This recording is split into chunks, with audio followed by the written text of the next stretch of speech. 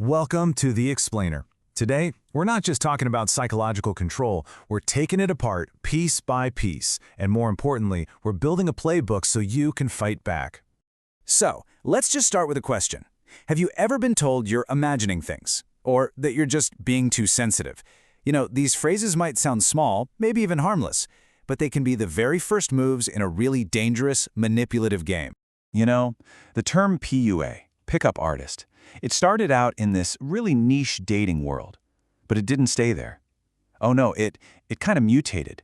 Now it's basically a shorthand for a whole set of psychological tactics used to control and devalue another person. And this isn't just in romance, we're talking about the workplace, even within family. All right, let's get right into it. Think about it like this. To defeat any villain, you've got to understand their playbook, right? Their powers. And this isn't some kind of magic. It's all about predictable psychological moves that prey on our most basic human needs. The need to feel connected and understood. Okay, so look at how these three things work together. It's actually kind of brilliant in a sinister way. First, you've got cognitive dissonance. They do this by switching between being super warm and then suddenly cold. It throws you off balance, right? And you're left thinking, wait, what did I do wrong? Then they start in with what's called efficacy diminishment. They just chip away, bit by bit, at your confidence and your achievements until you feel completely worthless and like you need them. And the final piece? The power monopoly. They isolate you from friends, from family, until they are the only voice you hear, the only one defining your reality. It's a devastating 1-2-3 punch that can totally dismantle a person's sense of self. All right, now let's talk about the manipulator's favorite, and maybe most insidious weapon, gaslighting. And listen, this goes way beyond just simple lying. This is a systematic campaign to erode your reality, to literally make you feel like you are losing your mind. And the name itself, it actually comes from this old movie from the 40s called Gaslight. In it, a husband messes with the gas lights in the house, making them flicker. But whenever his wife mentions it, he just tells her she's crazy, that it's all in her head. See? It's not just a cool metaphor. It perfectly describes the end goal of this tactic, to make you completely distrust your own senses, your own sanity. And this is so important to understand. Gaslighting isn't a one-time thing. It's a slow burn. It happens in stages. It starts with just confusion. You just feel like something's off, but you can't quite explain it. Then you move into the defense stage. This is where you're constantly fighting, trying to prove that you're not crazy, and it is absolutely exhausting. And if it goes on long enough, it can lead to the final stage, collapse. That's when you're so worn out, you just give up. You start to accept their version of reality as the truth. So, what's the big takeaway here? You have got to trust your feelings. If you find yourself constantly questioning your own memory, or you're always apologizing for everything, or you can't even make a simple decision anymore, please listen to me. Those are not signs that you're failing. That's your brain and your body screaming at you, sending up massive red flags that your sense of reality is under attack. And like we said, this stuff isn't just for romantic relationships. Just imagine your boss looking you in the eye and saying this. These kinds of lines are the signature moves of a manipulator in the workplace. It's not feedback. It's not constructive criticism. It's a calculated attack designed to just shatter your professional confidence, making you feel like you're lucky to even have a job. And what about in families? Well, there, manipulation often shows up disguised as sacrifice. A phrase like this. It is a masterclass in weaponizing guilt. It basically tells a child, you are the reason my life isn't what it could have been. It creates this crushing sense of obligation that can last a lifetime. It's the ultimate form of control, disguised as love.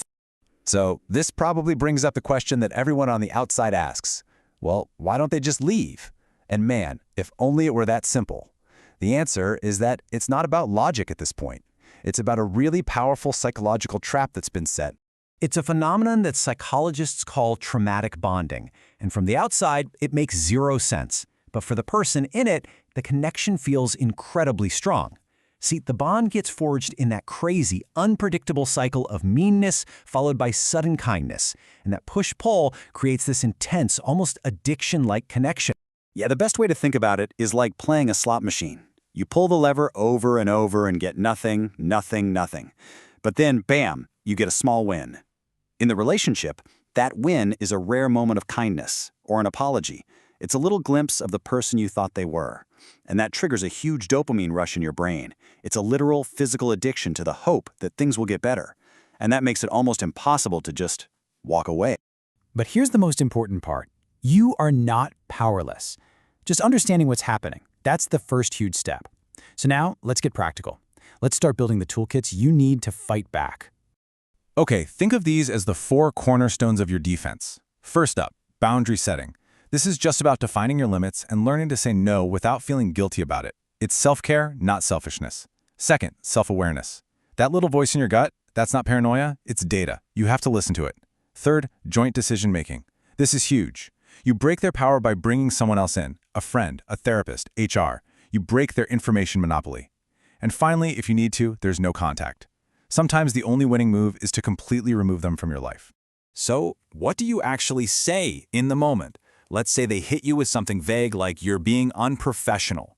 Your move is to counter-question. You come right back with, okay, can you please tell me the specific standards for professional you're referring to? See what that does? It forces them to back up their vague attack with actual facts, which 9 times out of 10, they can't do. The power immediately shifts back to you. Okay, and here's the big one. You're just too sensitive.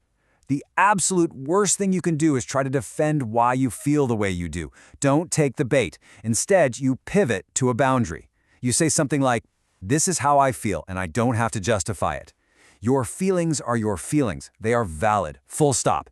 You are not responsible for how they choose to react to them. Getting away or setting those boundaries, that's the first huge victory. But it's not the end of the story. The final chapter is all about healing. It's about rebuilding your world. But this time, you're the architect. And a really great way to think about this is the REST framework. Let's start with R, for respect. This is the absolute non-negotiable foundation.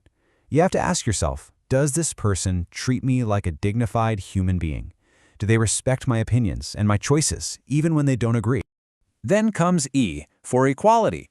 A healthy relationship is a partnership, not a dictatorship. It's about balance. Does your voice have the same weight as theirs? Do your needs matter just as much? It has to be a two-way street. All right, third is S, for safety. And I'm not just talking about physical safety, though that's critical. I'm talking about psychological safety. Is this a space where you can actually be yourself, where you can be vulnerable, and know that your weaknesses won't be used against you later? And finally, T is for trust. And we're not talking about blind faith here. We're talking about real earned trust. Is it based on their consistent, honest actions over time? Or is it based on a bunch of pretty words and empty promises? There's a huge difference. So, I want you to remember this. Recognizing that you've been manipulated is not, I repeat, not a sign of weakness. It's the opposite. It is the first powerful step toward taking back your life, your reality, and your story. Every single person who's gone through this has the right to heal, to build something better, and to, yes, dance in the sun again.